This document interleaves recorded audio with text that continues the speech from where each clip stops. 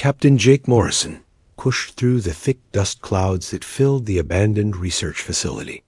His boots made soft thuds on the metal floor as he walked deeper into the darkness.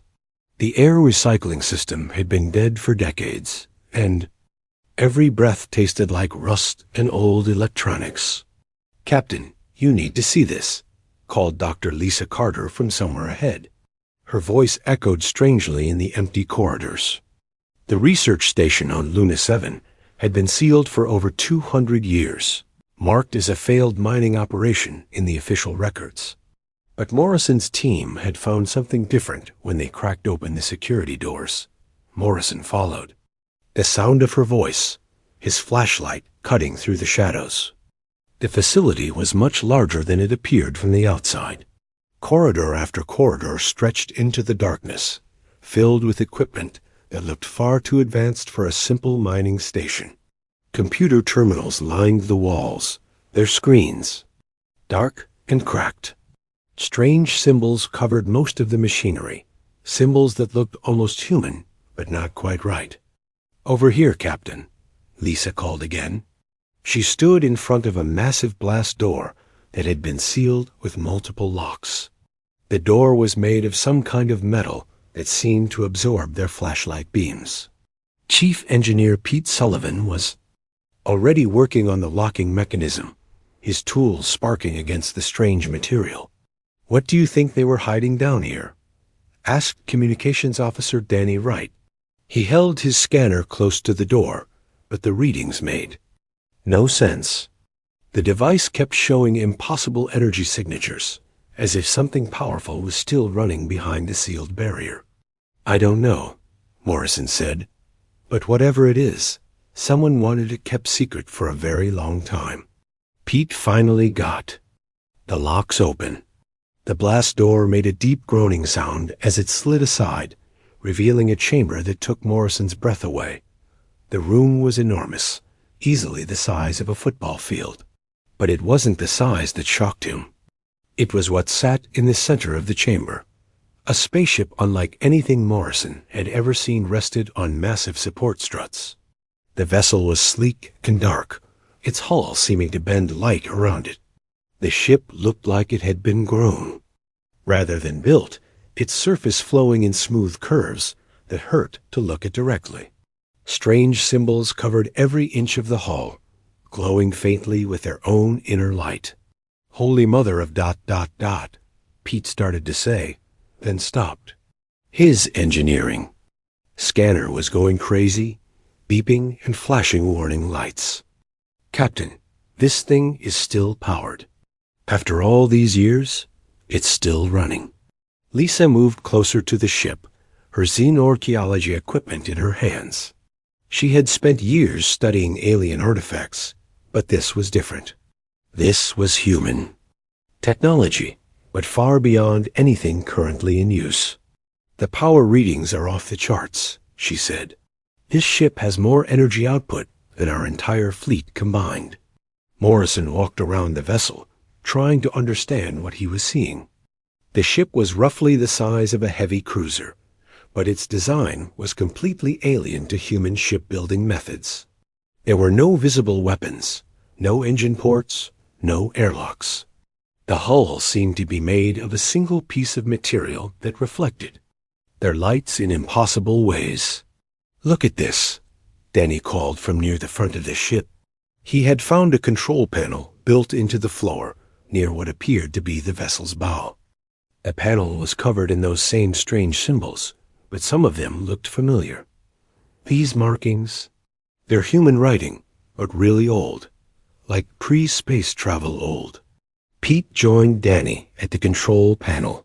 His scanner showed massive computer systems running beneath the floor, systems that used technology decades ahead of anything currently available. "This is impossible," he said. "The processing power alone would require technology we don't have." Lisa found another panel near the rear of the ship.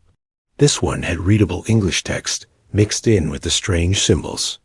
She brushed away dust and read aloud, "Project Nemesis, prototype vessel, authorized personnel only, The date stamp made her gasp. "Captain, this ship was built over 200 years ago, right after first contact with the Zephyrians." Morrison felt a chill run down his spine. The Zephyrian Empire had been humanity's first contact with alien life, and it hadn't gone well. The Empire ruled over most of the known galaxy, and they had made it clear that humans were not welcome. Among the stars. For 2 centuries, humanity had been confined to their small corner of space, always under the threat of Zephyrian expansion. "But that's impossible," Pete said. 200 years ago, we barely had fusion drives. This ship uses technology that shouldn't exist." Danny's communication device suddenly crackled to life. The voice of Admiral Kate Hoffman came through clearly, though she was speaking from Earth Command thousands of miles away. "Morrison, report your status immediately. We have a situation." Morrison activated his communicator. "Admiral, we're in the middle of investigating the Luna 7 facility. We found something that you need to know about." "It will have to wait, Captain. The Zephyrian Empire has issued an ultimatum.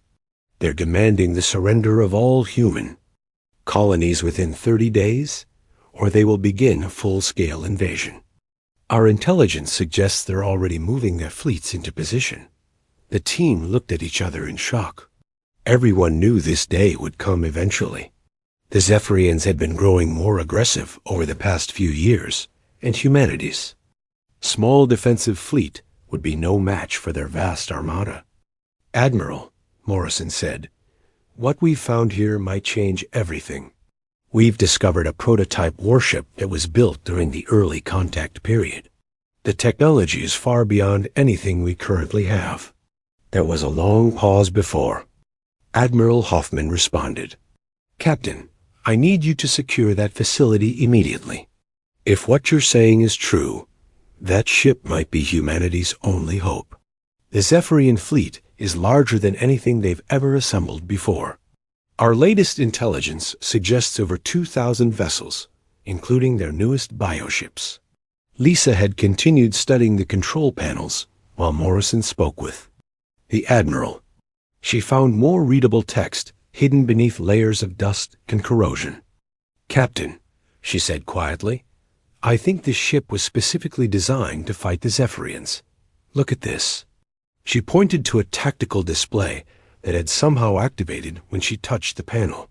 The screen showed detailed schematics of Zephyrian bioships, along with what appeared to be weakness analysis and targeting data.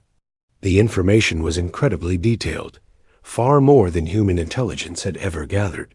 How could they have known so much about Zephyrian ships too? 100 years ago? Danny asked. Pete was studying the ship's engine compartment through an access panel.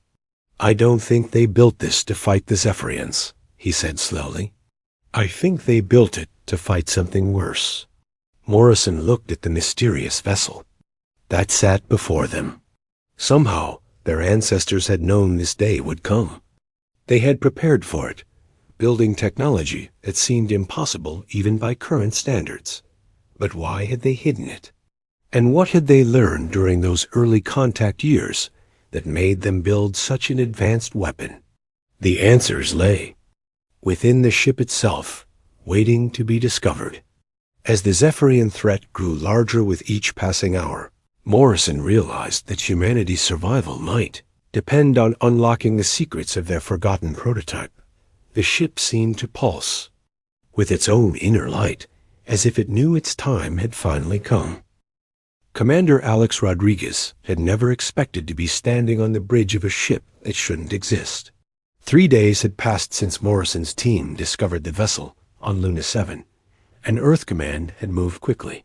The prototype ship, now officially designated USS Vengeance, had been transported to the hidden military facility at Europa Station. Under maximum security, Alex ran his hand along the smooth control surfaces of the captain's chair. The moment his palm touched the dark material, the entire bridge came alive.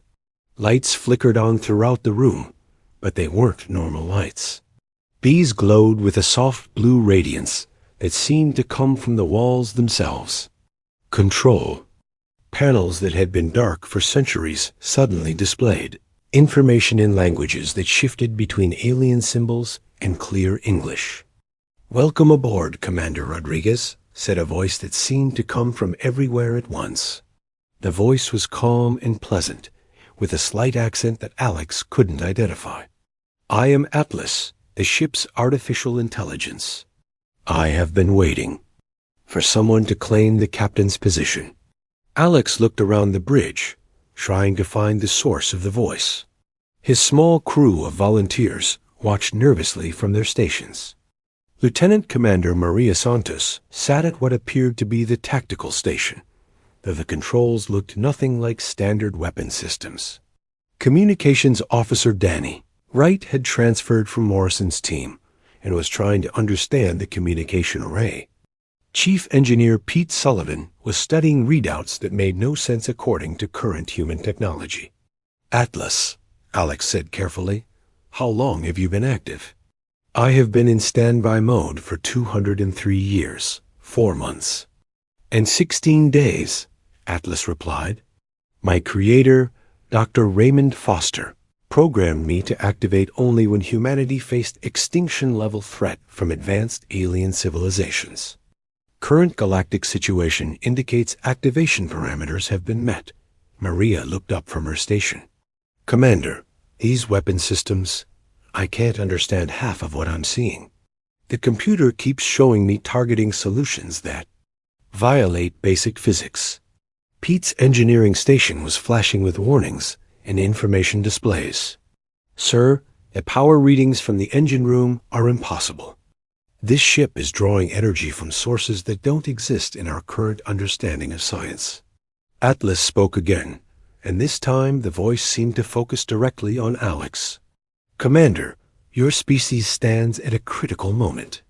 The Zephyrian Empire represents the same threat that Dr. Foster and his team prepared for over 2 centuries ago. This vessel was designed specifically to counter their technological advantages." Alex sat down in the captain's chair, feeling the ship respond to his presence. Information flowed directly into his mind, though he couldn't understand how. He could sense the ship's systems, feel its power, and somehow know its capabilities, without being able to explain them. A TLAS, what exactly is this ship capable of?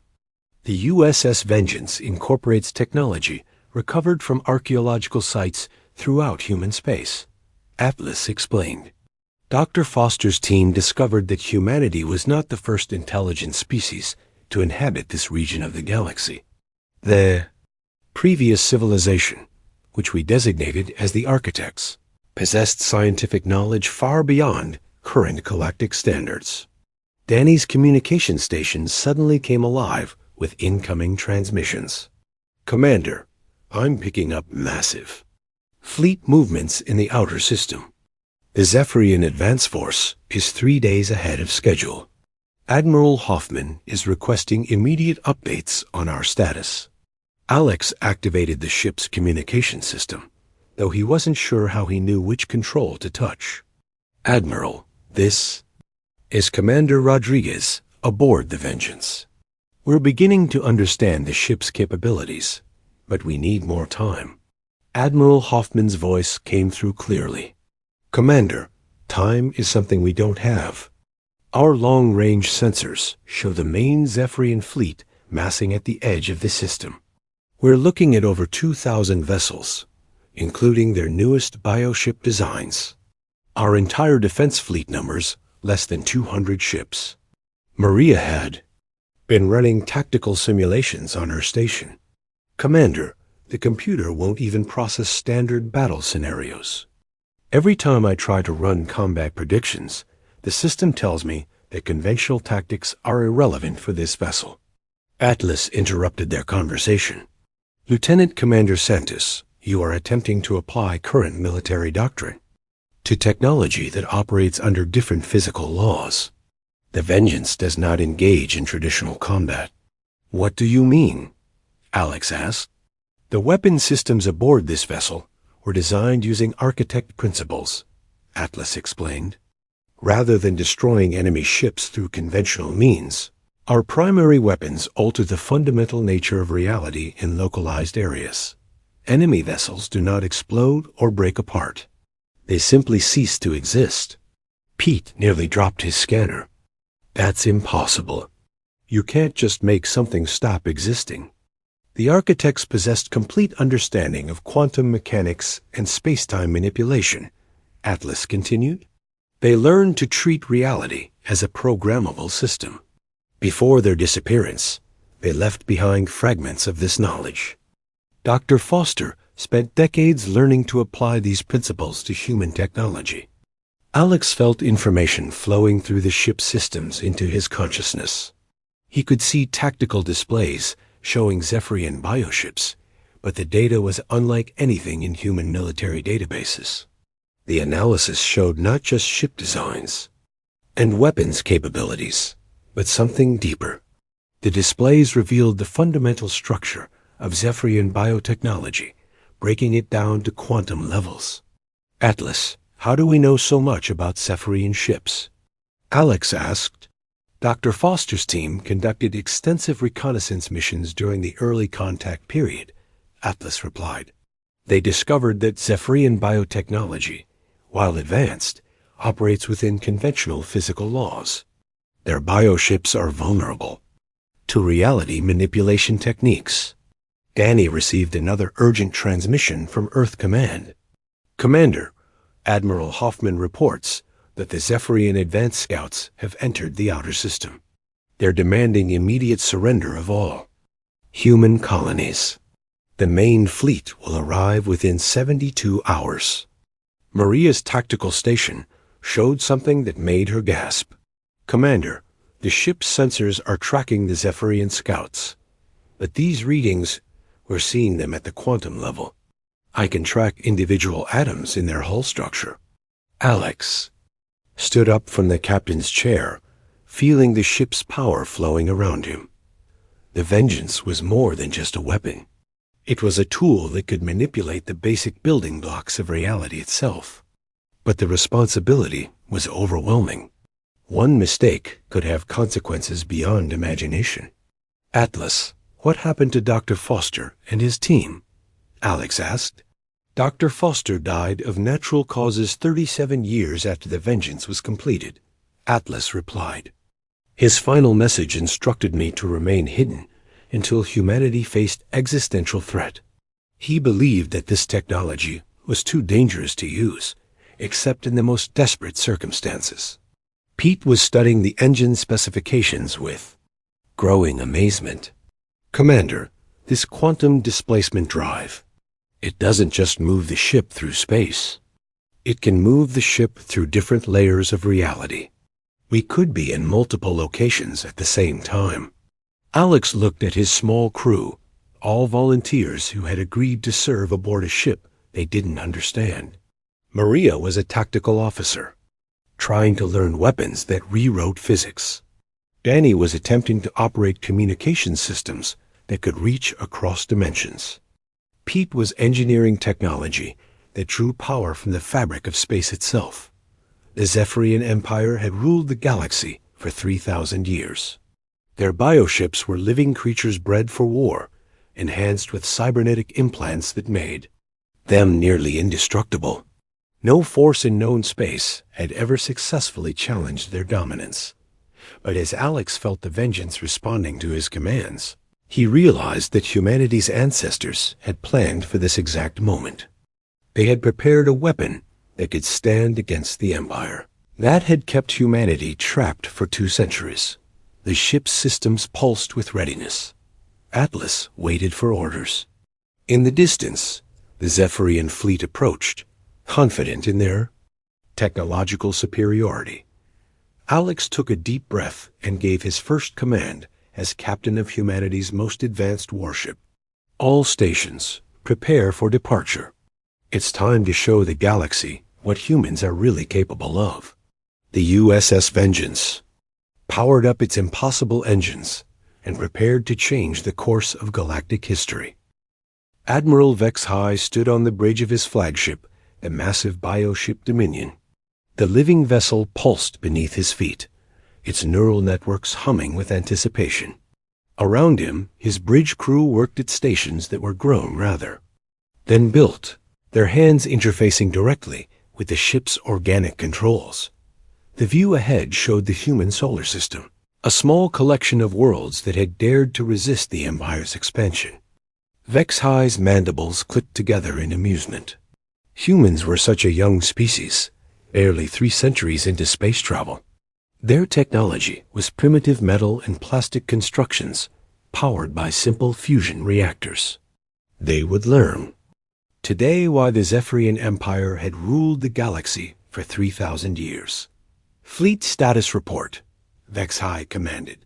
His voice carried the authority of countless victories against species that had thought themselves capable of resistance. 2,047 vessels in formation, Admiral, reported his tactical coordinator. The younger Zephyrian's biosuit glowed with data streams from the fleet's shared consciousness. Bioship readiness at maxima. Neural networks. Fully synchronized. The human defense fleet has taken position near the gas giant they call Neptune. Vex-High studied the tactical display that grew from the ship's living wall. The humans had assembled every vessel they could find, but their entire fleet numbered less than 200 ships. Most were outdated designs that would barely scratch. Zephyrian bioarmor. It wasn't even a proper battle. It was pest control. Open a communication channel to the human fleet, Vex-High ordered. The bioship's communication organs swelled and pulsed, establishing contact with the primitive human vessels. The image of a human female appeared on the organic display screen. She wore the uniform of what humans called their Earth Defense Force, and her face showed the kind of stubborn determination that Vixie had seen in dozens of species before their extinction. "I am Admiral Kate Hoffman of Earth Command," the human said. "You are in violation of the Treaty of Proxima. Withdraw your forces immediately." Vex-High allowed himself a laugh.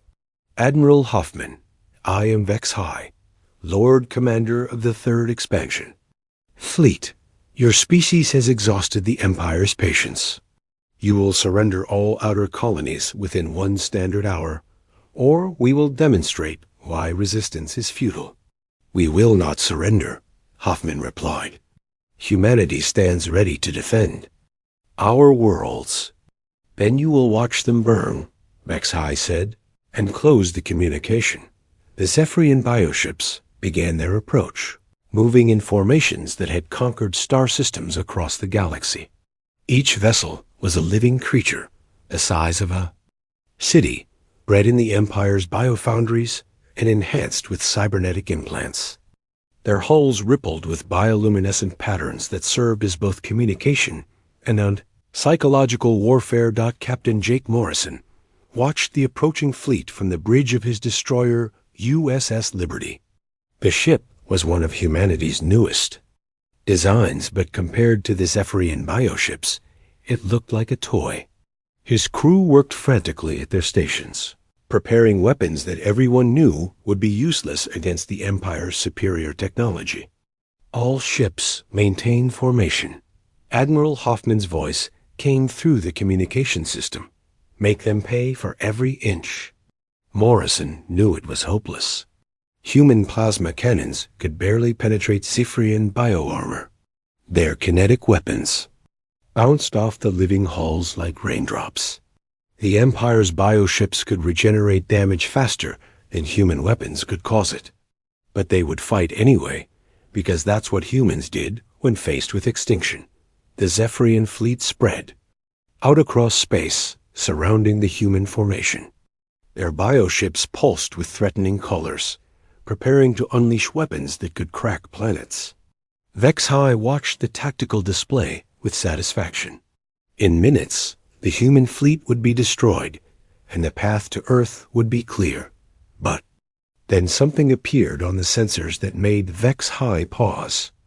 A single ship had emerged from behind one of the system's moons, moving toward the battle at impossible speed. The vessel was small compared to the bioships, but its energy signature was unlike anything in the Zephyrian database. Tactical. Identify. That vessel, Vex High commanded. His tactical coordinator studied the readings with growing confusion. Admiral, the ship appears to be of human construction, but the power output is enormous. Our sensors are detecting energy patterns that don't match any known technology. Vex High zoomed the display on the mysterious ship. It was sleek and dark, its hull seeming to bend light around it. Strange symbols covered its surface, glowing with their own inner radiance. The vessel moved through space in ways that defied physics, changing direction without thrust, accelerating without visible engines. It's broadcasting a human identification signal, the communications officer reported. Designation USS Vengeance. Admiral Hoffman's voice came through the communication channel, speaking to all human ships. All vessels maintain current positions. The Vengeance will engage the enemy fleet.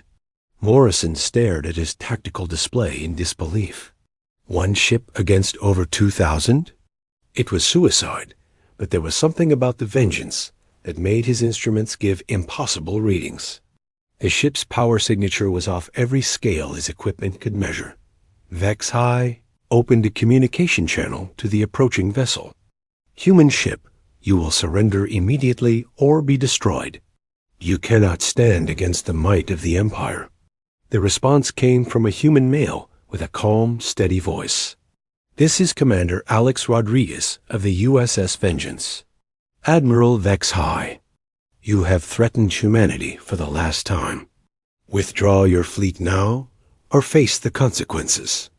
Vex High's mandibles clicked in amusement. Commander Rodriguez, your bravery is admirable but pointless. My fleet has conquered civilizations far more advanced than yours. What can one primitive human ship accomplish against the Empire's finest? You're about to find out, Rodriguez. Replied. The Vengeance moved closer to the Zephyrian fleet, and Vex High noticed something disturbing. His bioship's neural networks were reporting confusion. Their sensors couldn't properly track the human vessel. It appeared to be in multiple locations at once, existing in several places simultaneously. All ships target the human vessel, Vex High commanded. Destroy it immediately. A dozen bioships turned their weapons toward the Vengeance. Plasma beams and biomissiles streaked through space, enough firepower to obliterate a small moon. But when the energy dissipated, the human ship was untouched. It hadn't dodged the attacks or shielded against them. The weapons had simply passed through empty space where the ship appeared to be. Impossible, Vex High whispered. The Vengeance began to demonstrate capabilities that shattered everything the Zephyrians knew about space combat. The ship didn't fire conventional weapons. Instead, strange energies reached out from its hull toward the bioships. Where these energies touched, Zephyrian vessels simply vanished. Not destroyed, not vaporized, they ceased to exist entirely, leaving no debris, no energy signatures, nothing but empty space. Admiral, his tactical coordinator, reported with growing panic. We've lost contact with the 7th Battle Group. 12 bioships have disappeared from our sensors. There's no trace of them anywhere. Vex High watched in horror as more of his vessels vanished. The Vengeance moved through his formations like a phantom, untouchable and unstoppable. Each time, it focused on a bioship. That vessel was simply erased from reality. The Empire's greatest weapons were powerless against technology that operated beyond known physics. Full fleet attack, Vex High ordered desperately. All ships converge on the human vessel. Overwhelm it with firepower. But as hundreds of bioships turned their weapons toward the Vengeance, Vex High realized that he had led his fleet not to victory, but to destruction. The human ship was demonstrating power beyond anything the Empire had encountered in 3 millennia of conquest. For the first time in his long military career, Admiral Vex High felt something he had never experienced before. Fear, real, desperate. Fear of an enemy he couldn't understand or defeat. The Vengeance continued its impossible dance through the Zephyrian fleet, erasing bioships from existence with each pass. The Empire's invincible armada was being systematically destroyed by a single vessel that shouldn't exist. The age of Zephyrian dominance was ending, and humanity's time was beginning. Commander Alex Rodriguez felt the USS Vengeance respond to his thoughts as if the ship was part of his own body. The quantum displacement drive allowed him to exist in multiple locations at once, striking at Zephyrian bioships from impossible angles while remaining completely untouchable. Each time he focused the reality anchors on an enemy vessel, it simply stopped existing, erased from the universe as if it had never been built. Lieutenant Commander Maria Santos watched her tactical display with amazement and terror. The weapons she was operating didn't follow any known laws of physics. When she targeted a Zephyrian bioship and fired, the vessel didn't explode or break apart. It vanished completely, leaving behind not even atoms or energy. The space where it had been was perfectly empty, as if the universe had forgotten it ever existed. Commander, I'm reading massive confusion in the Zephyrian fleet, Communications Officer Danny Wright reported. Their bioships are trying to coordinate attacks, but their neural networks can't process what they're seeing. Half their fleet commanders are reporting that we don't exist, while the other half are screaming about impossible energy readings. Chief Engineer Pete Sullivan monitored the ship's systems from his engineering station. The power output was beyond anything he could understand, but somehow the Vengeance handled it easily.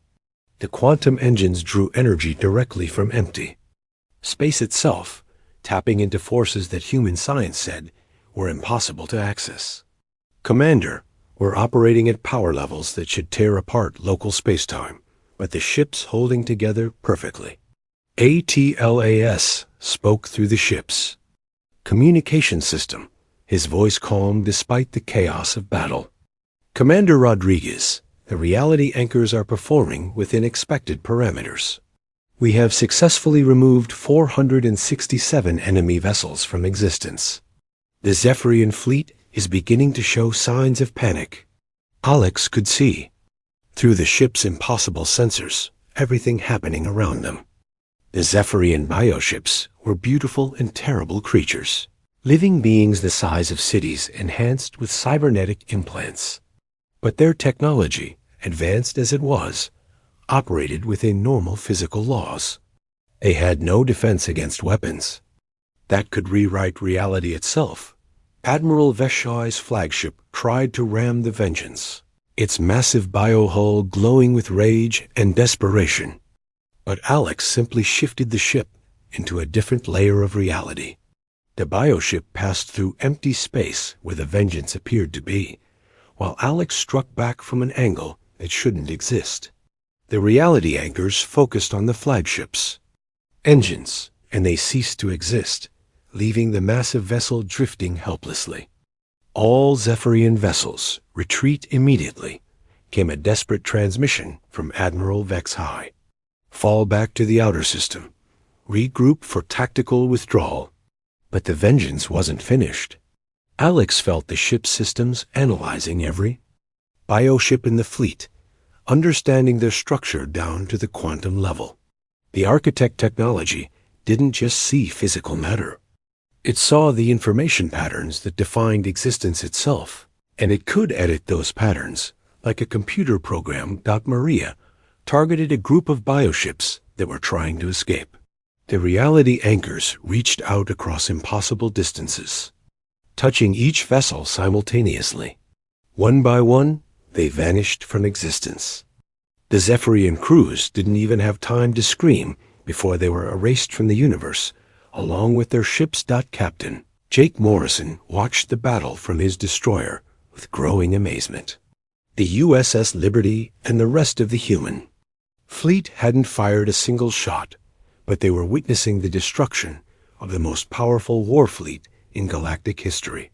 The Zephyrian bioships that had seemed so terrifying just hours ago were disappearing like ghosts in the morning sun. Admiral Hoffman Morrison spoke into his communicator. "Are you seeing this? One ship is destroying their entire fleet." Admiral Hoffman's voice came through the channel, filled with wonder and disbelief. "I'm seeing it, Captain, but I'm not sure I believe it. Our sensors show that the Vengeance is operating using principles that violate everything we know about. Physics. Pete studied the engineering readouts with growing understanding. Commander, I think I'm beginning to see how this works. The ship isn't just using advanced technology. It's using technology from a civilization that had complete control over the fundamental forces of reality. The architects didn't just build machines. They built tools that could reshape the universe itself." Atlas confirmed Pete's observation. "Correct, Chief Sullivan. The architects achieved what your species would call godhood through science. They learned to treat reality as a programmable system. When they vanished from this plane of existence, they left behind fragments of their knowledge. Dr. Foster spent decades learning to apply these principles to human technology. The battle continued for less than 30 minutes, but it changed the course of galactic history. The Vengeance moved through the Zephyrian fleet like a force of nature, unstoppable and incomprehensible. Bioships that had conquered star systems across the galaxy were erased from existence faster than their crews could comprehend what was happening. Danny intercepted communications from the fleeing Zephyrian vessels. "Commander, they're broadcasting panic signals across their entire empire. The bioships are reporting contact with technology beyond their understanding. Some of them are calling us demons or gods." Alex felt no satisfaction in the destruction. Each bioship contained thousands of living beings, creatures that had been bred for war but were still alive and thinking. But he also knew that the Zephyrian Empire had given humanity no choice. For 2 centuries, they had kept humans trapped in their small corner of space, always threatening extinction if humanity tried to expand. TLAS, how many enemy vessels remain? Alex asked. "Approximately 600 bioships are attempting to flee the system," ATLAS replied. "Shall we pursue and eliminate them?" Alex considered the question carefully. The power to erase entire fleets from existence was intoxicating, but it was also terrifying. Dr. Foster had hidden this technology for good reason. In the wrong hands? The reality anchors could be used to delete entire species from the universe. Negative, Alex decided. Let them go. They'll carry word of what happened here back to the Empire. Maybe that will prevent future conflicts. Maria looked up from her tactical station. "Commander, we've eliminated over 1,400 enemy vessels. The Zephyrian fleet is completely broken. They're fleeing in all directions." Admiral Vexhigh's broken transmission came through the communication system one last time. "Human Commander. What are you? What technology is this? The Empire has ruled for 3,000 years. Nothing like this should exist." Alex activated the ship's communication array. "Admiral Vexhigh, we are humanity. We are the inheritors of knowledge left by those who came before us. Your empire has threatened us for the last time. Tell your masters that Earth is under the protection of forces they cannot comprehend." The surviving Zephyrian bioships limped away from the battle, their neural networks overloaded by the impossibility of what they had witnessed. Some would make it back to the Empire's core worlds. Others would drift in space, their crews too traumatized to function. Pete watched the energy readings as the Vengeance powered down its impossible weapons. "Commander, the quantum engines are returning to standby mode. We're back to normal power levels, if anything about this ship can be called normal." The human defense fleet slowly approached the Vengeance, still not quite believing what they had witnessed. Admiral Hoffman's voice came through the communication channel, filled with awe and uncertainty. "Commander Rodriguez, on behalf of humanity, I thank you for what you've accomplished here today. But I have to ask, what exactly have we become? What does this mean for our future?" Alex looked at his crew, brave volunteers who had helped operate technology beyond human understanding. Maria had used weapons that could erase matter from existence. Danny had communicated across dimensions. Pete had engineered systems that drew power from the fabric of space itself. "I don't know, Admiral," Alex replied honestly, "but I know that humanity will never again bow to any empire. We are no longer the newcomers in this galaxy. We are the inheritors of ultimate power." The USS Vengeance began its journey back to Earth, leaving behind empty space where the greatest war fleet in galactic history had once existed. The age of human ascendancy had begun with a battle that lasted less than an hour, but would be remembered. For millennia in the depths of space, reality itself seemed to whisper approval. 3 weeks after the battle that shattered the Zephyrian Empire, the galaxy was a very different place. News of humanity's impossible victory had spread across every star system, carried by the traumatized survivors of Admiral Veshai's fleet.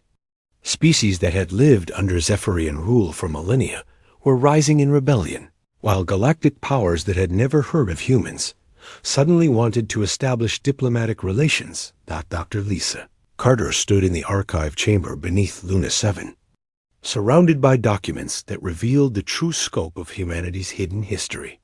Her archaeological team had spent weeks uncovering files that showed Dr. Raymond Foster's project was far larger than anyone had imagined. The USS Vengeance wasn't the only ship built using architect technology. It was just the first of many. "Captain Morrison, you need to see this," Lisa called. Jake had been assigned to oversee the excavation of the facility, helping to catalog discoveries that were rewriting human history. She held up a data pad showing construction records from hidden shipyards throughout human space. Jake studied the information with growing amazement. 12 warships? They built 12 more vessels like the Vengeance? Actually, it's worse than that, Lisa said. According to these records, they built different types of ships. The Vengeance is just a patrol cruiser. There are designs here for ships the size of space stations, vessels that could reshape entire star systems. The implications were staggering. For over 2 centuries, humanity had possessed the power to dominate the galaxy, hidden away in secret facilities and forgotten archives. Dr. Foster and his team had prepared for galactic war using technology.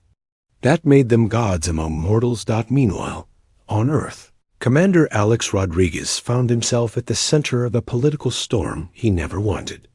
The USS Vengeance sat in space dock at Europa Station, its impossible hull studied by teams of scientists who couldn't understand half of what they were seeing.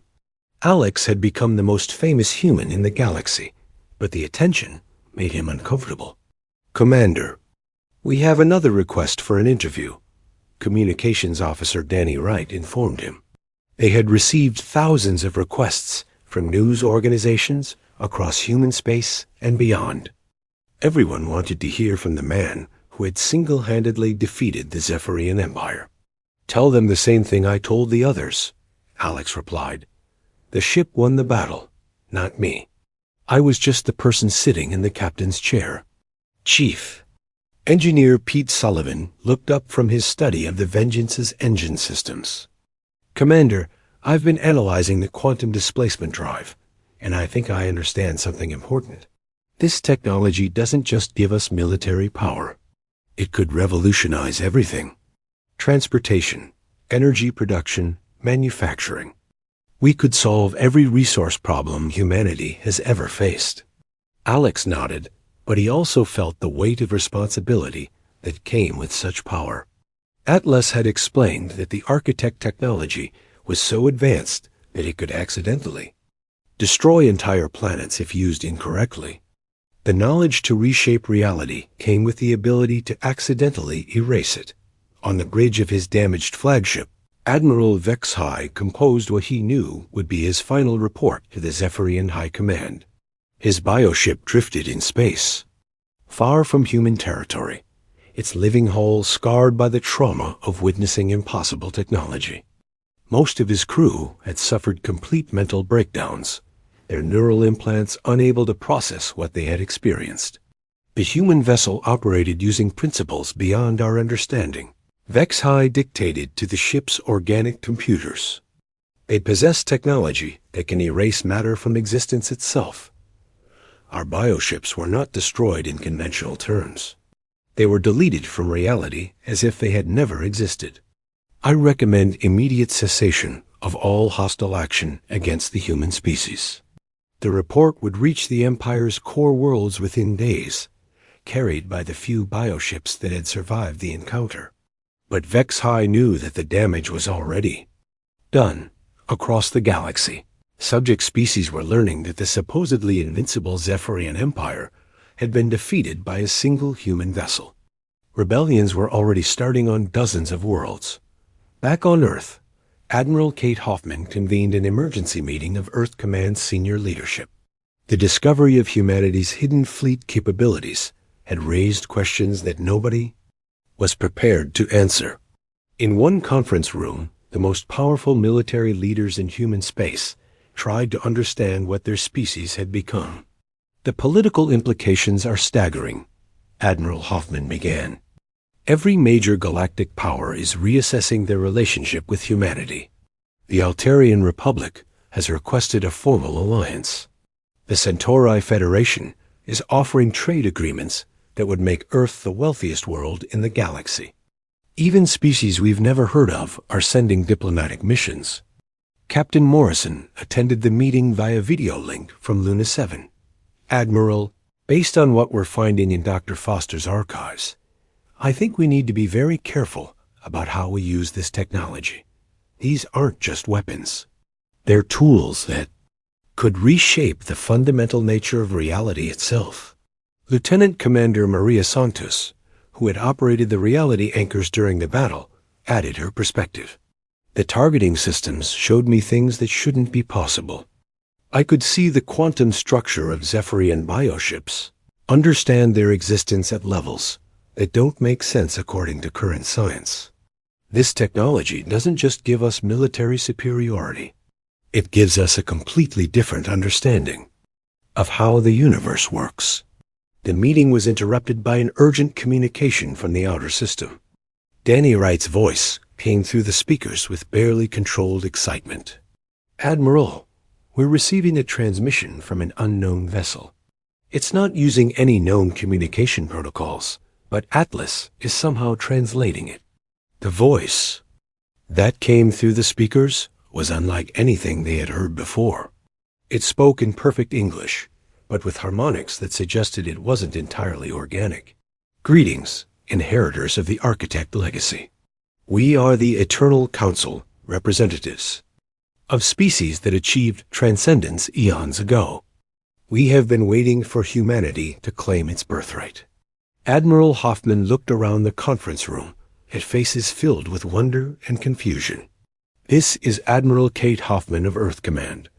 Who are you, and what do you want? We are what the architects became when they abandoned physical existence, the voice replied.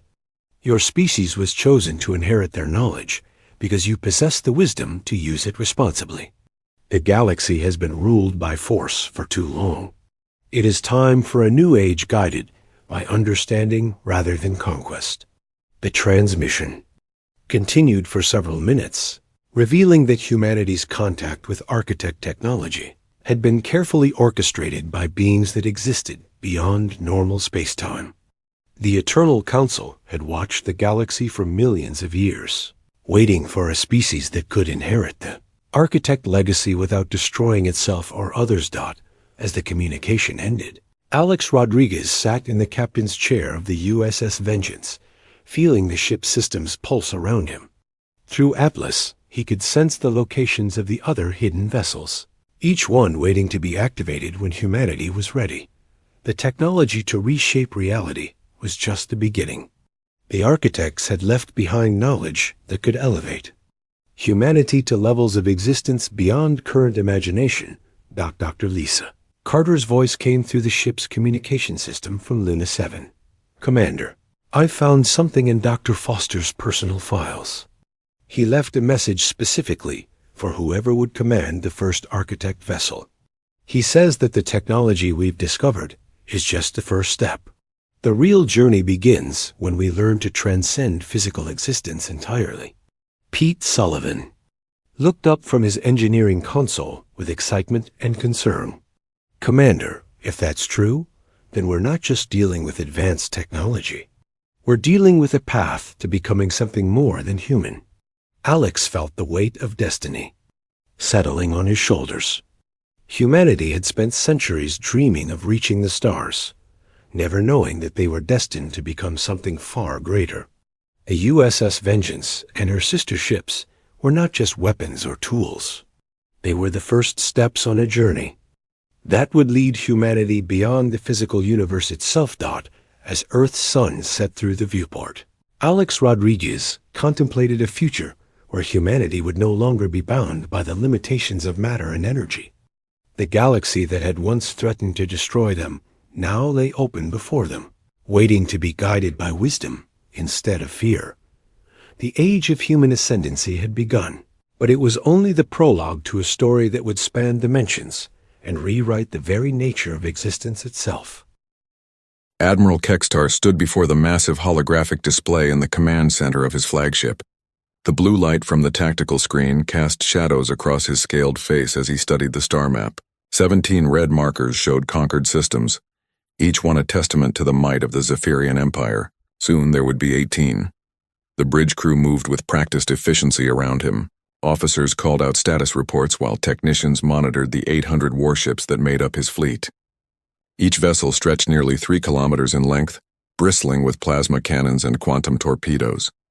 No species in known space could match their firepower. Admiral, we have received the human response, announced Communications Officer Vexhai, his forearms working swiftly across the control interface. Kextar turned toward the communication station. The humans had been given 72 hours to respond to the ultimatum. They could surrender New Dakota peacefully or face total annihilation. It was always the same choice, and most species chose wisely. Display their message, Kextar ordered. The hologram shifted to show a human male in a blue uniform. The creature looked unremarkable by human standards. Average height, brown hair, calm eyes. The being identified himself as Admiral Chen of Earth Command. To Admiral Kextar of the Zephyrian Empire, the human began. We have received your demand for the surrender of New Dakota. While we appreciate your desire to expand your territory, we must respectfully decline. New Dakota remains under Earth protection. We are sending a diplomatic vessel to discuss terms. The message ended abruptly. Kextar stared at the empty space where the hologram had been. Around the bridge, his officers exchanged confused glances. That is their entire response? Kextar asked. Vexhai checked his instruments again. Yes, Admiral. No additional data was transmitted. They are sending diplomats? Strategic Officer Nemkala stepped forward. With 800 of our warships in their system, Kextar had conquered civilizations for 30 years. He had seen every possible response to Zephyrian ultimatums. Some species begged for mercy. Others raged with defiant speeches about freedom and honor. A few tried desperately to negotiate for more time. But this casual dismissal was something new. Perhaps they did not understand the gravity of their situation, suggested Nemkala. Their intelligence reports show primitive technology. Fusion drives, kinetic weapons, chemical explosives. Their entire navy consists of barely 200 ships scattered across dozens of systems. Show me their military assessment again, Kextar commanded. The tactical display shifted to show detailed intelligence on human capabilities. Their fastest ships moved at 0.7 light speed. Their largest vessels measured only 800 meters. Their weapons relied on crude projectiles and basic energy beams. By every metric, humanity lagged centuries behind Zephyrian technology. Admiral, called the sensor operator, we are detecting an approaching vessel. The main screen focused on a single ship emerging from hyperspace.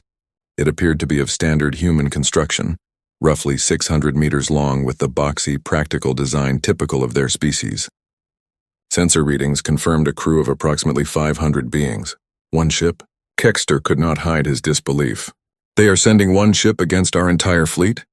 Confirmed, Admiral. The vessel identifies itself as the USS Liberty. Kextar studied the approaching ship. It moved at a steady pace directly toward the center of his formation. No evasive maneuvers, no attempt to maintain distance, no obvious weapons charging. It simply flew straight toward 800 of the most powerful warships ever built. "Are their sensors functioning correctly?" he asked. "Do they not see our fleet?" "All indications suggest they are aware of our presence, Admiral," Vexhai reported. "They are broadcasting on standard diplomatic frequencies." The bridge fell silent except for the hum of electronics and the distant vibration of the massive engines. Kextar had fought species that were brave to the point of insanity. He had seen civilizations make desperate final stands with every ship they possessed. But this was different. This felt like walking into a trap, except the trap made no logical sense. Could it be a decoy? Nemkala wondered aloud.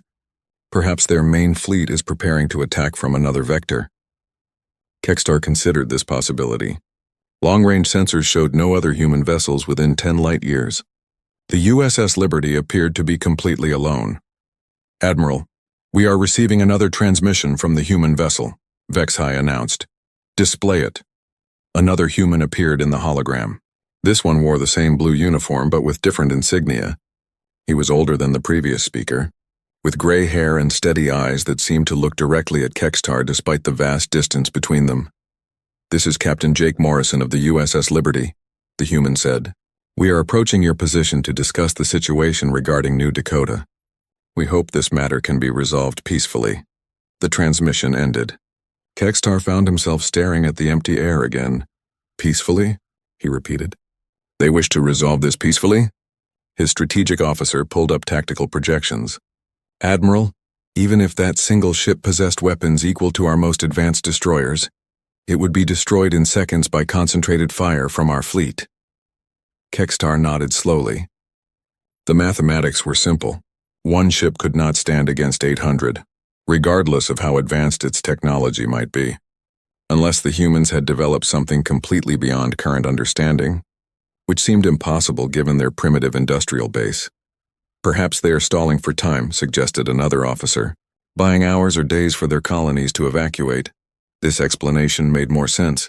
The humans might sacrifice one ship and its crew to delay the inevitable, giving their civilians a chance to flee New Dakota. It would be a noble gesture, even if ultimately futile. "Admiral, the human vessel is slowing," reported the sensor operator. "They appear to be taking position directly between our fleet and New Dakota." Kextar watched the USS Liberty settle into what could only be described as a protective formation. One small ship positioning itself as a shield between an entire planet and the largest attack fleet in Zephyrian history. "They cannot possibly believe they can stop us," Nemkala said quietly, but something about the situation troubled Kextar. In 30 years of conquest, he had learned to trust his instincts, and his instincts were telling him that something was very wrong with this picture. The humans were not acting like a species facing annihilation. They showed no fear, no desperation, no signs of panic. Instead, they seemed almost routine, as if placing a single ship between their colony and a massive invasion fleet was just another day's work. "Open a channel to the human vessel," Kextar ordered. "I want to speak with this Captain Morrison directly." The communication channel opened with a soft chime that echoed across the bridge of Admiral Kextar's flagship. The holographic display shimmered and resolved into the image of Captain Jake Morrison, standing on what appeared to be a typical human bridge. The space behind him looked clean but unremarkable, with crew members working at stations that seemed almost primitive compared to Zephyrian technology. "Admiral Kextar," Captain Morrison said with a slight nod, "thank you for opening communications. I hope we can reach an understanding about New Dakota without any unpleasantness." Kextar leaned forward in his command chair. "Captain Morrison, I must ask if your sensors are functioning properly. You appear to be aware that you face 800 warships with a single vessel." Morrison smiled, and Kextar noticed it reached his eyes in a way that suggested genuine calm rather than bravado. "Yes, Admiral. We're quite aware of your fleet's size and capabilities. Impressive formation, by the way. Your tactical arrangements show considerable skill." The human's casual tone sent a chill through Kextar's scaled spine. Around the bridge, his officers exchanged worried glances. No species spoke this calmly when facing impossible odds unless they possessed some hidden advantage. "Captain, I will be direct," Kextar continued. "The Zephyrian Empire has claimed New Dakota. You may withdraw now and avoid unnecessary bloodshed, or you may be destroyed. These are your only options. Morrison nodded thoughtfully. I appreciate your directness, Admiral. Unfortunately, we cannot abandon New Dakota. The colonists there are under Earth's protection, and we take those responsibilities seriously. Then you are prepared to die for principles? Kextar asked. We're prepared to do our job, Morrison replied simply. Behind Morrison, Kextar could see other human crew members continuing their work with the same calm efficiency. A woman with short brown hair monitored what appeared to be tactical displays. A man with graying temples worked at an engineering station. None of them showed any signs of fear or even heightened alertness. Kextar decided to demonstrate the futility of resistance. Very well, Captain. Perhaps a show of force will help you reconsider your position. He turned to his tactical officer. Nemkala, order the destroyer Sharmuth to disable the human vessel. Minimum force. I want them alive for questioning. Understood, Admiral. The Sharmuth broke formation and began moving toward the USS Liberty.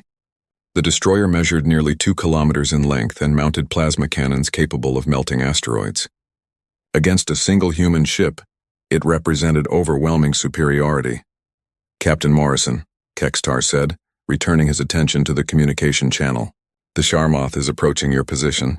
You have 30 seconds to surrender before they open fire. Morrison glanced at something off-screen, then looked back. Admiral, I really wish you would reconsider this course of action. We're hoping to keep things diplomatic. 20 seconds, Captain.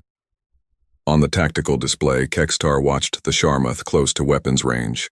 The destroyer's plasma cannons began charging, their energy signatures bright on the sensors. Morrison sighed and spoke to someone outside the communication range. Linda, they're not listening to reason. You have permission to respond proportionally. A woman's voice answered from somewhere on the Liberty's bridge. Understood, Captain. Engaging defensive measures. Kextar frowned. The human ship showed no signs of raising shields or charging weapons. Its energy signatures remained constant, as if the crew was preparing for routine maintenance rather than combat. 10 seconds, Captain Morrison. Admiral, this is your last chance to recall your ship, Morrison said quietly. The countdown reached 0. The Sharmuth fired its plasma cannons, sending streams of superheated energy toward the Liberty at near light speed. The beams should have struck the human ship in milliseconds. Instead, something impossible happened. The plasma beams curved. They bent around the Liberty like water flowing around a stone, creating a perfect sphere of deflected energy that dissipated harmlessly into space. The human ship continued flying straight ahead without even changing course. What just happened? Kextar demanded. His sensor operator frantically checked his instruments. Admiral, the plasma beams encountered some kind of spatial distortion around the human vessel. The energy was redirected rather than absorbed or deflected. Before Kextar could respond, the situation became even more confusing. The Liberty still showed no visible weapons fire, no energy beams, no missile launches. Yet something was happening to the Sharmuth. The destroyer simply stopped existing. One moment it appeared on every sensor, its massive bulk clearly visible against the stars. The next moment there was empty space where the ship had been. No explosion, no debris field, no energy signature to indicate destruction. The Sharmuth had simply vanished as if it had never been there at all. Silence filled the bridge of Kextar's flagship. Every officer stared at the tactical display in shock, unable to process what they had witnessed. On the communication channel, Captain Morrison looked genuinely sad. I'm sorry about your ship, Admiral. We tried to warn you. What happened to the Sharmuth? Kextar's voice came out as barely a whisper. Morrison glanced at someone off-screen again. A man's voice reported, Probability cascade successful, Captain. Target removed from local space-time continuum. No collateral quantum disturbance detected. All crew members safely relocated to standard detention facilities. Thank you, Pete, Morrison replied, then turned back to Kextar. Your people are unharmed, Admiral. We don't kill unnecessarily, but your ship violated the protective perimeter around New Dakota, so we had to remove it from the immediate area. Kextar's mind struggled to understand the implications. Removed it? You transported 2,000 crew members without our sensors detecting anything? Something like that, Morrison said. Admiral, we really prefer to handle these situations peacefully. Your empire has an impressive record of conquest, but New Dakota is not available for annexation. Perhaps we could discuss alternative arrangements that benefit both our peoples. Around the bridge, Kextar's officers waited for orders. The tactical display still showed 799 Zephyrian warships facing a single human vessel that had just made one of their destroyers disappear without apparent effort. For the first time in his military career, Admiral Kextar found himself completely uncertain about how to proceed. The humans had demonstrated technology that operated beyond his understanding of physics, yet they continued speaking as if this was just another diplomatic meeting. "Captain Morrison," he said slowly, "what exactly are you?" Captain Morrison's question hung in the air like a challenge. Admiral Kextar stared at the human commander through the communication link, his mind racing through possibilities. What exactly were they? The question seemed simple but carried implications that threatened everything he understood about warfare and technology. "We are humans, Admiral," Morrison replied with that same calm tone. "Just people doing our jobs. Though I suspect you're asking about our capabilities rather than our species." Kextar's tactical officer Nemkala stepped closer to the command chair. "Admiral, we need to assume their technology is more advanced than our intelligence suggested. Perhaps we should withdraw and request reinforcements." The suggestion made strategic sense, but Kextar's pride rebelled against the idea. The Zephyrian Empire had never retreated from a single enemy ship. His reputation, his career, and the Empire's expansion plans all depended on conquering New Dakota. Besides, no matter how advanced human technology might be, one ship could not possibly handle an entire fleet. "Negative," Kextar said firmly. "We will proceed with the operation. Nemkala, deploy Squadron 7, 20 ships coordinated attack pattern. Whatever they did to the Sharmoth, they cannot repeat it 20 times simultaneously." Morrison seemed to hear the order despite the closed channel. His expression grew more serious.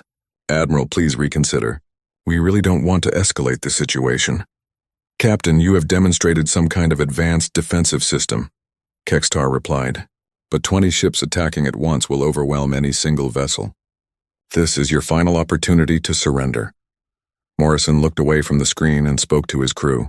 "Linda, they're not backing down. Prepare defensive grid." The woman's voice responded from somewhere on the Liberty's bridge. "Defensive grid charging, Captain." "Ready for multiple simultaneous threats." "Amy, please record this exchange for the report," Morrison continued. "Note that we attempted diplomatic resolution." Another female voice answered. "Already recording, Captain." "Command will want a full account." Kextar watched Squadron 7 move into attack formation around the Liberty. 20 destroyers, each carrying enough firepower to level a city, arranged themselves in a perfect sphere around the human ship. Their plasma cannons charged simultaneously, creating a web of energy that should vaporize any target. "All ships report ready." "Admiral," Nemkala announced. "Captain Morrison, this is your last warning," Kextar said. Morrison shook his head sadly. "Admiral, you're making a serious mistake." "Linda, you have permission to demonstrate proportional response." "Understood, Captain. Activating defensive grid now." The 20 Zephyrian ships fired at exactly the same moment. Streams of superheated plasma converged on the Liberty from every direction, carrying enough energy to crack a moon. The attack should have been completely overwhelming. Instead, something impossible happened again. The plasma beams reached the Liberty and encountered the same spatial distortion that had deflected the Sharmoth's attack. But this time, instead of simply bending around the human ship, the energy streams reversed direction. They traveled backward along their own paths, retracing their exact trajectories through space. From Kextar's perspective, the plasma beams fired reached the Liberty, and then flew backward toward the ships that had launched them. But the return journey happened faster than the original attack, as if time itself was running in reverse. The 20 ships of Squadron 7 exploded simultaneously, not from external impacts but from internal detonations that occurred just as their plasma cannons were charging. The destruction looked exactly like what would happen if their own weapons overloaded catastrophically during the firing sequence. "Admiral," the sensor operator called out in panic. "All 20 ships are gone. The plasma beam somehow reversed and struck our vessels before they finished firing." Kextar stared at the tactical display in horror. Where Squadron 7 had been moments before, only expanding clouds of debris marked their positions. 20 ships and their crews, eliminated in seconds by what appeared to be their own weapons. On the communication channel, Morrison looked genuinely upset. I'm sorry, Admiral. We tried to warn you multiple times. Your crews are safe in our facilities, but we had to neutralize the threat to New Dakota. How? Kextar whispered. How is any of this possible? A man's voice responded from the Liberty's bridge. Captain, the defensive grid worked perfectly. All hostile energy was redirected through temporal reversal protocols. No damage to local space-time fabric? Thank you, Pete, Morrison replied. Admiral, we understand this technology seems impossible from your perspective. We had the same reaction when our scientists first developed it. Kextar's mind struggled to process the implications. You reverse time? You made our weapons attack us before we fired them. It's more complicated than that, Morrison explained. We didn't reverse time itself, just the causal relationship between your weapons and their targets. The plasma beams still traveled forward through time, but they followed probability paths that led back to their origin points. The explanation made no sense to Kextar. Causal relationships were fixed laws of physics. Effects followed causes in a straight line through time. Weapons fired at targets, not at themselves. Admiral, Nemikala said quietly, we should consider that human technology operates on principles we don't understand. Perhaps negotiation would be more appropriate than continued attacks. Kextar wanted to agree, but the loss of 21 ships in a matter of minutes had shaken his confidence completely. His strategic training told him to retreat and reassess. His pride demanded that he continue fighting. His curiosity wondered what other impossible capabilities the humans might possess. Morrison seemed to sense his confusion. Admiral, we're not your enemies. Earth has no interest in conquering Zephyrian territory or interfering with your expansion in other directions. We simply protect what's ours. With weapons that violate causality itself? Kextar asked. With tools we developed because we had to, Morrison corrected. Humans aren't the strongest or fastest species in the galaxy, Admiral. We're not even the smartest, despite what some of my crew might claim. But we're very good at solving problems that seem impossible. Around the bridge of the flagship, Kextar's officers waited for orders. The tactical display showed 779 Zephyrian warships still facing the single human vessel. Mathematically, the odds still favored the Empire, but mathematics seemed to mean nothing when dealing with humans who could make effects precede causes. What would happen if I ordered my entire fleet to attack? Kextar asked quietly. Morrison's expression grew very serious. Admiral, I really hope you don't make me answer that question. Admiral Kextar stared at Captain Morrison through the communication link while his mind wrestled with an impossible decision. 21 ships destroyed in minutes by weapons that defied every law of physics he understood. His remaining fleet still outnumbered the humans by nearly 800 to 1, but numbers seemed meaningless when facing technology that could reverse cause and effect itself. Around the bridge of his flagship, officers waited in tense silence. Some monitored sensor displays that showed no rational explanation for what had happened. Others checked tactical projections that offered no useful strategies for fighting an enemy who could make weapons attack their own users. The normal confidence of a Zephyrian command crew had been replaced by confused fear. Admiral, Strategic Officer Nemkala said quietly, perhaps we should contact High Command for guidance. This situation exceeds our operational parameters. Kextar considered the suggestion. Reporting failure to conquer a single human ship would destroy his career. But continuing this engagement might destroy his entire fleet. The smart choice would be to withdraw and let someone else figure out how to deal with humans who treated physics like optional suggestions. But 30 years of successful conquest had built a reputation that Kextar could not abandon easily. The Zephyrian Empire expected results, not excuses about impossible human technology. His subordinates expected decisive leadership, not confusion and retreat. Most importantly, his own pride demanded that he find a way to complete this mission. Negative, Nemkala, he replied.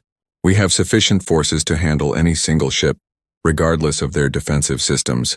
Prepare the full fleet for coordinated attack. Morrison's image on the communication screen seemed to hear the order despite the supposedly secure channel. His expression shifted from diplomatic patience to genuine concern. Admiral, please listen carefully, Morrison said. You've seen what happens when you attack our ship with small groups. Escalating to your entire fleet will force us to respond with measures that I really don't want to use. Captain, you have demonstrated advanced defensive capabilities, Kextar admitted. But 800 ships attacking simultaneously will generate more energy than any single vessel can redirect or absorb. Simple mathematics supports this conclusion. Morrison looked away from the screen and spoke to his crew. Amy, activate the big box. Set it for minimal area effect, artificial materials only. A woman's voice responded with what sounded like reluctance. Captain, are you sure? The big box affects everything within light-year radius. Their entire fleet will be caught in the field. I know, Amy, but they're forcing our hand. Pete, monitor quantum stability during activation. Another voice answered.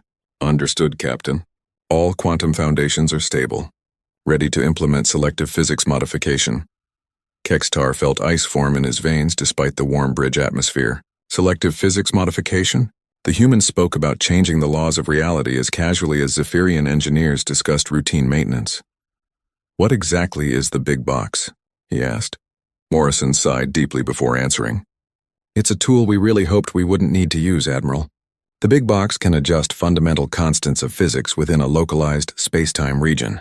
We can make the strong nuclear force slightly weaker, but only for artificial materials and energy patterns that don't occur naturally. The explanation sent shockwaves through Kextar's understanding of science. The fundamental constants were exactly that, fundamental. They defined how matter held together, how energy behaved, how reality itself functioned. The idea that any species could modify them selectively was beyond impossible. You claim you can change the strong nuclear force? Kextar asked. We don't change it everywhere, Morrison clarified. Just locally and just for things that don't exist in nature. Refined metals, artificial energy patterns, constructed materials. Natural organic matter remains unaffected. Kextar realized what this meant for his fleet. Every Zephyrian ship was built from refined metals and artificial composites. Their weapons used constructed energy patterns. Their life support systems relied on manufactured components. If the humans could weaken the strong nuclear force for artificial materials, his entire fleet would simply fall apart at the atomic level. Admiral, we really don't want to do this, Morrison continued. Your crews will be unharmed because they're organic beings, but every piece of technology in your fleet will stop existing. Please reconsider your attack. The bridge fell silent except for the hum of electronics. Kextar's officers stared at their instruments as if seeing them for the first time.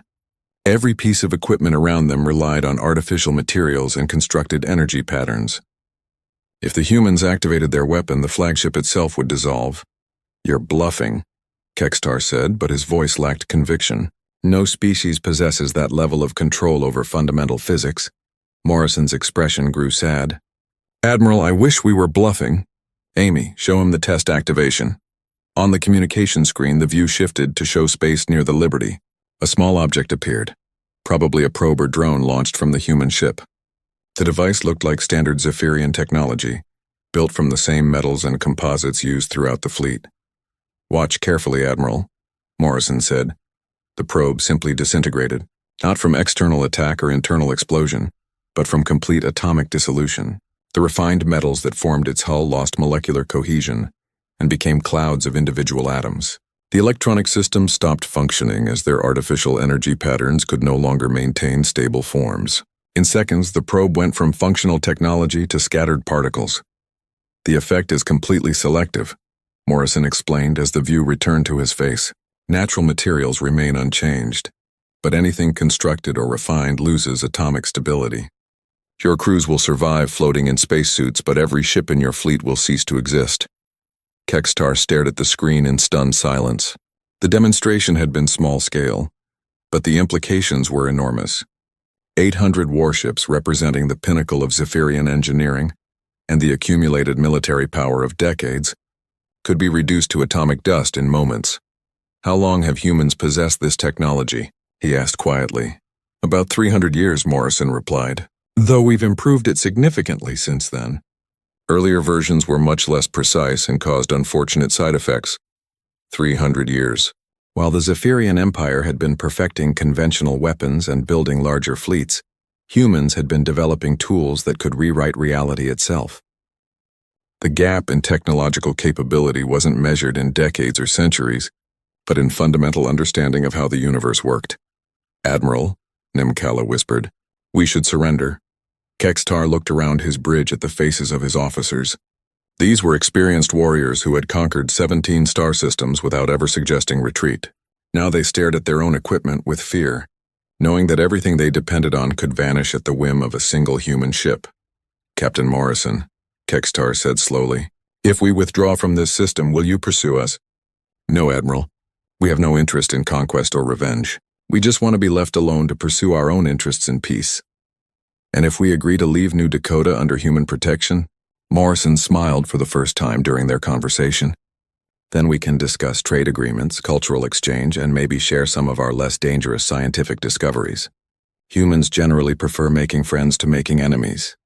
Admiral Kextar stood in the medical bay of the USS Liberty, watching Dr. Sam Turner treat wounded Zephyrian officers with gentle efficiency. The human physician worked with tools that seemed impossibly advanced, yet were handled as casually as basic medical instruments. Burns healed in minutes, broken bones mended themselves, and internal injuries disappeared under the soft blue glow of devices that operated on principles Kextar could not begin to understand. "The nanomachines will finish repairing the cellular damage within an hour," Dr. Turner explained to a Zephyrian lieutenant whose arm had been shattered during the dissolution of his ship. "You'll feel some tingling as the bone matrix rebuilds, but there shouldn't be any pain." The lieutenant nodded weakly and looked at Kextar with confusion. "Admiral, why are they helping us?" "We came to conquer their colony." Kextar had been wondering the same thing. After ordering the full fleet to stand down and accepting Captain Morrison's offer of rescue operations, he had expected to be treated as a prisoner of war. Instead, the humans had immediately begun collecting Zephyrian survivors from the dissolved ships and providing medical care that exceeded anything available in the Empire's own hospitals because it's the right thing to do, Dr. Turner answered simply. "You're hurt and we can help. That's enough reason." Captain Morrison entered the medical bay and nodded respectfully to Kextar. "Admiral, we've collected all your personnel from the affected ships. Total count is 43,000 survivors, all accounted for and receiving appropriate care." 43,000 crew members, Kextar repeated. "You rescued everyone from 700 ships in less than 6 hours. Actually, it took about 20 minutes, Morrison corrected. Most of that time was spent on medical triage and temporary habitat setup. The rescue operation itself was fairly routine. Kextar had commanded fleets for 30 years and knew that evacuating even a single damaged ship required careful planning and significant resources. The humans had simultaneously rescued the crews of 700 dissolved vessels, as if it was barely worth mentioning. "Captain, I need to understand something," Kextar said. "Why didn't you simply destroy us immediately? Your weapons could have eliminated my entire fleet before we knew what was happening." Morrison looked genuinely surprised by the question. "Why would we do that? You hadn't actually hurt anyone. Destroying your ships was a defensive measure to protect New Dakota, but killing your crews would have been murder. But we came to conquer your territory. Yes, and we stopped you. Mission accomplished." Morrison shrugged. "Admiral, humans learned long ago that solving problems with minimal force leads to better outcomes for everyone involved." Dr. Turner looked up from treating another patient. "Captain, Admiral Kextar seems curious about our technology. Should I explain the medical applications?" "If he's interested," Morrison replied. Turner turned to Kextar with the enthusiasm of someone who enjoyed discussing his work. "These healing devices operate on cellular manipulation principles we developed about 200 years ago. The nanomachines identify damaged tissue patterns and guide natural repair processes at accelerated rates." 200 years? Kextar asked. "Oh yes, this is fairly old technology," Turner continued. "Our newer medical systems can manipulate biological systems at the quantum level. We can adjust genetic sequences, modify metabolic processes, even extend lifespans indefinitely, though most humans prefer natural aging cycles for philosophical reasons." Kextar felt his understanding of human capabilities shift again. Medical technology that could manipulate genetics and extend lifespans indefinitely represented advances that the Zephyrian Empire might not achieve for millennia. Yet the humans spoke about it as routine healthcare. "Captain Morrison," Kextar said slowly, "exactly how advanced is human technology?" Morrison considered the question carefully. "That depends on what you mean by advanced, Admiral. We've solved most of the basic problems that limit civilization development. Energy, matter, space, time, information. We have tools that let us work with all of those things fairly freely. Fairly freely? Well, we try to avoid changing things too dramatically, Morrison explained. Rewriting physics across large areas tends to make other species uncomfortable, and there are still some theoretical limits we haven't figured out how to bypass. Engineer Pete Collins joined the conversation from a nearby workstation. Captain, should I mention the conceptual manipulation systems? Morrison shook his head. Let's not overwhelm the Admiral with too much information at once, Pete. But Kextar's curiosity was fully aroused now. Conceptual manipulation? Collins looked to Morrison, who sighed and nodded permission. Some of our newer ships can work with abstract concepts directly, Admiral. Victory, defeat, success, failure. These aren't just words to our most advanced systems. They're manipulable quantities. You can manipulate the concept of victory itself? In localized space-time, yes, Collins confirmed. Though we rarely use those capabilities. They tend to create paradoxes that are difficult to resolve cleanly. Kextar sat down heavily on a nearby medical chair. The implications were staggering. If humans could manipulate abstract concepts like victory and defeat, then conventional warfare became meaningless. Any conflict could be resolved by simply adjusting the conceptual framework until the desired outcome became inevitable. Admiral, Morrison said gently, you look like you need some context for all of this. Please. Morrison pulled up a chair and sat across from Kextar. 300 years ago, humans reached the stars and discovered we were physically weaker, smaller, and less numerous than most species we encountered. We faced a choice: try to compete in conventional terms, or find completely different approaches to the challenges of interstellar civilization. You chose different approaches. We chose to redefine the problems themselves, Morrison corrected. Instead of building bigger armies, we developed technology that made armies irrelevant. Instead of competing for resources, we learned to create matter and energy directly. Instead of conquering territory, we focused on understanding the universe well enough to live anywhere we wanted. Dr. Turner looked up from his work again. Most humans spend their time on art, philosophy, and theoretical research these days. We have automated systems that handle resource production, defense, and basic administration. Then why send a military ship at all? Kextar asked. Why not just ignore us completely? Morrison smiled. Because New Dakota asked for protection, and we take those commitments seriously. Also, first contact situations are always interesting. We learn something from every species we meet. What did you learn from us? That the Zephyrian Empire has impressive organizational capabilities and strong tactical traditions, Morrison replied. Your fleet coordination was excellent, even when facing impossible circumstances. Those are valuable qualities. Kextar found himself smiling despite everything that had happened. Captain, what would you say if I asked whether the Zephyrian Empire could establish peaceful relations with humanity? I'd say that sounds like an excellent idea, Admiral. We're always interested in cultural exchange and mutual cooperation. Even after we tried to conquer one of your colonies, Morrison shrugged. You didn't know who you were dealing with. Now you do. Besides, holding grudges is inefficient. Dr. Turner finished treating the last Zephyrian patient and began cleaning his equipment. Admiral, we're preparing transport ships to return your personnel to Zephyrian space. Unless you'd prefer to stay and discuss formal diplomatic arrangements? Kextar looked around the medical bay at his officers, all of whom had been treated with the same care and respect shown to human crew members. He thought about his dissolved fleet, his ruined career, and the impossible technology that had made both irrelevant in a matter of hours. Then he thought about the opportunity to establish relations with a species that could manipulate the fundamental forces of reality itself. Captain Morrison, he said, I believe the Zephyrian Empire would be very interested in discussing formal diplomatic arrangements. Would you be willing to accompany me back to our capital as an ambassador? Morrison grinned. Admiral, I thought you'd never ask.